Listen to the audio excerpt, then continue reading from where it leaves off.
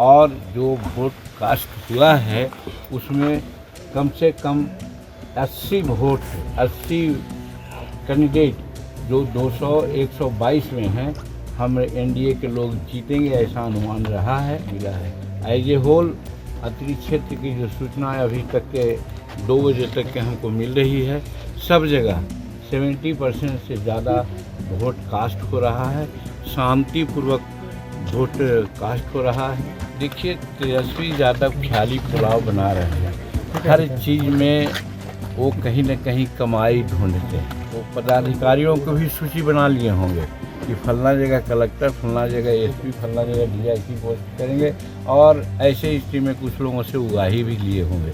उसी तरह से मंत्रिमंडल का भी एक शैडो बना लिए होंगे, और मंत्री जिसको बनाने की बात है उससे भी कुछ पैसा लिए होंगे। नमस्कार, आप लाइव सीरीज देख रहे हैं। मैं हूं आपके साथ काव्या। बिहार विधानसभा चुनाव के दूसरे और आखिरी चरण की वोटिंग सुबह से ही जारी है। तस्वीर बिहार के गयाजी जिले से निकल के सामने आई है, जहां केंद्रीय मंत्री जीतन राम मांझी जो है वो अपना वोट डालने पहुंचे हुए अपने परिवार के साथ, तस्वीरों के माध्यम से आप देख पा रहे होंगे। और साथ ही उन्होंने दिल्ली में कल शाम जो ब्लास्ट हुआ उस पर भी उन्होंने बातें कही है। और इसके अलावा आपको बता दें तो जीतन राम मांझी अत्रि विधानसभा के खिजरसराय प्रखंड के महकार गांव के उत्क्रमित मध्य विद्यालय में केंद्रीय मंत्री जीतन राम मांझी ने अपने पूरे परिवार के संग जो है वो मतदान किया है।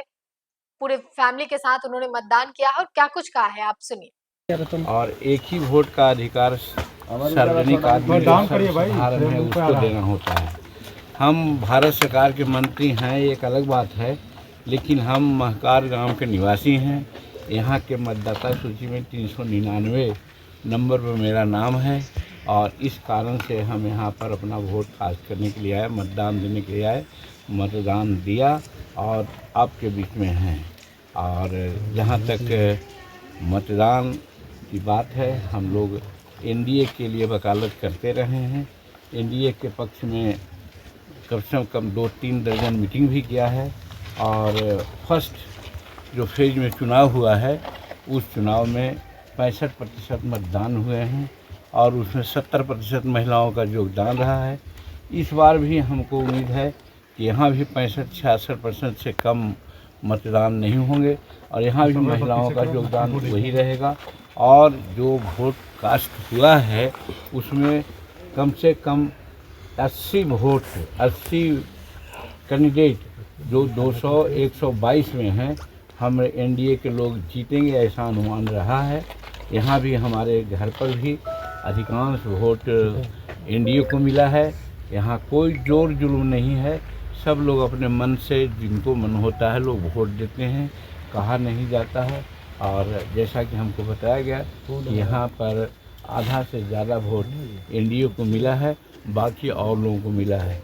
एज ए होल अत्रि क्षेत्र की जो सूचना अभी तक के 2 बजे तक के हमको मिल रही है, सब जगह 70% से ज़्यादा वोट कास्ट हो रहा है, शांतिपूर्वक वोट कास्ट हो रहा है। कल थोड़ी सी घटना लोग घटा दिए हैं, वो अत्रि में ही निमचगो थाने में ही हमारे गांव के एक धीरज नाम करके, और बगल में बिहटा गांव के है श्रवण मांझी, उन लोगों को लोग बुरी तरह से मारा पीटा है, हॉस्पिटलाइज थे, वो लोग आ रहे हैं।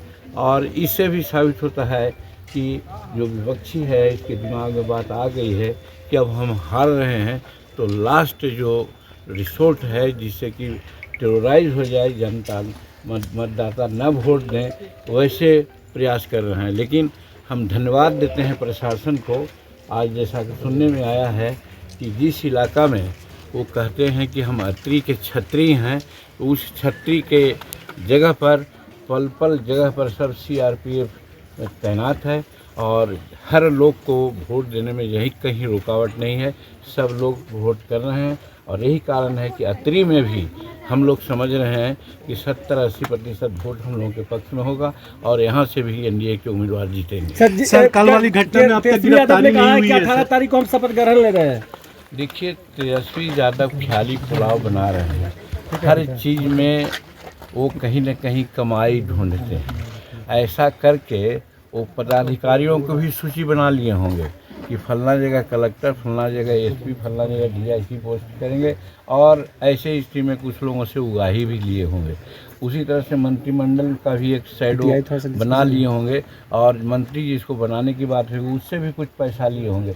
तो उनका ये लेने का, ये सब करने का एक आदत है।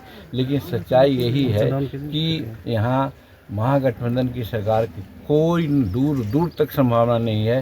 सारी बात हो रही है, सभी मीडिया के लोग भी अब बात ऐसा करने लगे हैं कि 14 तारीख को जो रिजल्ट होगा वो एनडीए के पक्ष में होगा। कितना सीट आएगी सर? अब हमने कहा है कि कम से कम 160 सीट एनडीए को मिलेगा। दोनों जो चुनाव हुए हैं 6 को भी आवाज़ हो रहे हैं। सर दिल्ली में जो घटना घटी है उसको लेकर सर क्या आप लोग का स्टैंड है?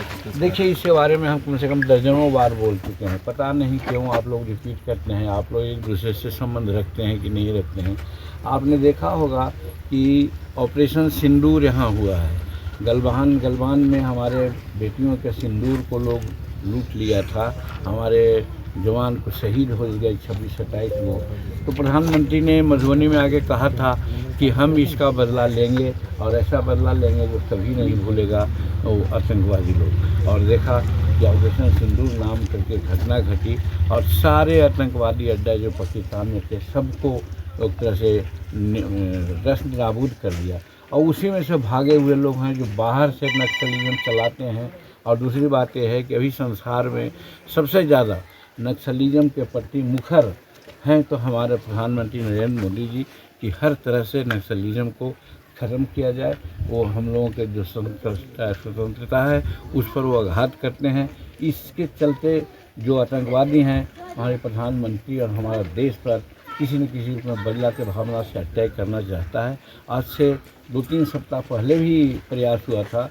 दूसरे हमारे जो बड़े शहर है, मेट्रोपॉलिटन सिटी है, वहाँ भी वैसा हुआ था, लेकिन दाल नहीं गली। दाल कल गल गई है, इस पर कार्रवाई हो रही है। लेकिन ये बात सही है कि ऑपरेशन सिंदूर के रिटेलिएशन में ये आतंकवादी घटनाएं हुई।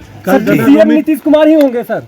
निश्चित रूप में। आज हम 15 दिन पहले से सबसे पहले हम ही ने कहा था कि नीतीश कुमार का चेहरा को ही सामने रखा जाए चीफ मिनिस्टर के रूप में। और हम धन्यवाद देते हैं एनडीए के लोगों को कि अब सब लोग यही कह रहे हैं कि हमारा चेहरा नीतीश कुमार ही है चीफ मिनिस्टर का। इसलिए जो 14 तारीख को रिजल्ट होगा, एनडीए की सरकार बनेगी, वो नीतीश कुमार ही मुख्यमंत्री बनेंगे। बहुत शुक्रिया। तो आपने केंद्रीय मंत्री जीतन राम मांझी को सुना। एक तरफ जहां उन्होंने ये कहा है कि एनडीए की सरकार आएगी, एनडीए का वोट जो है वो पड़ रहा है, मतदान में काफी उत्साह के साथ लोग जो है वो शामिल हो रहे हैं। इसके अलावे दिल्ली में लाल किले के पास जो कल देर शाम ब्लास्ट हुआ उस पर भी उन्होंने कहा है कि यहाँ पे ऑपरेशन सिंदूर हुआ। प्रधानमंत्री नरेंद्र मोदी मधुबनी से ये कह के गए थे कि इसका बदला जरूर लिया जाएगा, और बदला लिया भी गया ऑपरेशन सिंदूर के माध्यम से। और एक बार फिर जिस तरीके से लाल किले के पास ब्लास्ट हुआ है, 10 लोगों की मौत हो गई है, और इसमें बिहार के भी एक व्यक्ति की मौत की पुष्टि की जा रही है। देखना होगा कि आगे इस मामले में क्या कुछ होगा। फिलहाल दिल्ली ब्लास्ट में जांच एजेंसी तमाम चीजों को खंगाल रही है। बिहार में वोटिंग जारी है, और इस बीच बिहार में अलर्ट भी जारी किया गया है। फिलहाल के लिए इतना ही। साथ ही चैनल को सब्सक्राइब करें, फेसबुक पेज को लाइक करें। वीडियो देखने के लिए आपका धन्यवाद।